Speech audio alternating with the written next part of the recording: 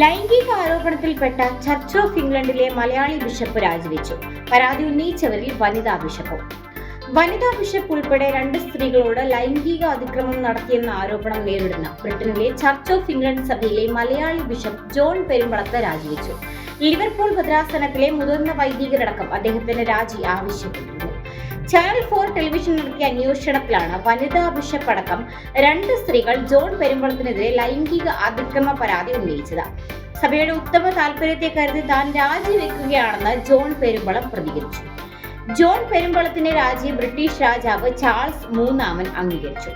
Church of England സഭയിലെ ബിഷപ്പുമാരുടെ നിയമനാധികാരി രാജാവാണ്. Bishop John പെരുമ്പളത്തിനെതിരെ പരാതി ഉന്നയിച്ചത് വാറിംഗ്ടൺ രൂപതയിലെ വനിതാ ബിഷപ്പായ ബെവ് മേസൺ ആണെന്ന് BBC റിപ്പോർട്ട് ചെയ്തു. ബിഷപ്പ് ജോൺ പെരുമ്പളത്തിനെതിരെ ഉയർന്ന ആരോപണങ്ങളെക്കുറിച്ച് ചർച്ച് ഓഫ് ഇംഗ്ലണ്ട് സഭ തൃപ്തികരമായ അന്വേഷണം നടത്തിയിട്ടില്ലെന്ന് വനിതാ ബിഷപ്പ് ബെവ് മേസൺ കുറ്റപ്പെടുത്തി. സഭാ നേതൃത്വത്തെ കുറ്റപ്പെടുത്തിക്കൊണ്ട് അവർ തുറന്ന കത്തെഴുതിയിരുന്നു.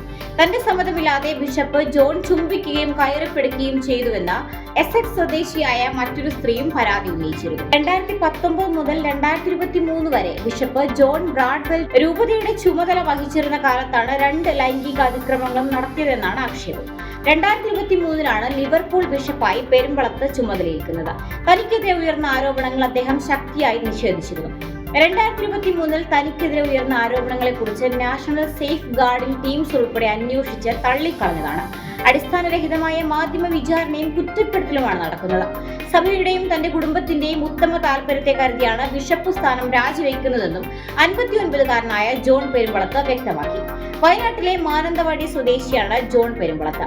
ഇദ്ദേഹത്തിന്റെ മാതാപിതാക്കൾ ചെങ്ങന്നൂരിൽ നിന്ന് വയനാട്ടിലേക്ക് കുടിയേറിയതാണ്. എന്തായാലും ഇംഗ്ലണ്ടിലായതുകൊണ്ട് ചില ബിഷപ്പുമാർ ചെയ്തതുപോലെ രാജിവെക്കാതെ കടിച്ചു തൂങ്ങിക്കിടക്കുവാൻ ഇദ്ദേഹത്തിന് സാധിച്ചില്ല എന്നത് തന്നെ മലയാളി സമൂഹത്തിന് വലിയ ആശ്വാസം നൽകുന്ന കാര്യമാണ്.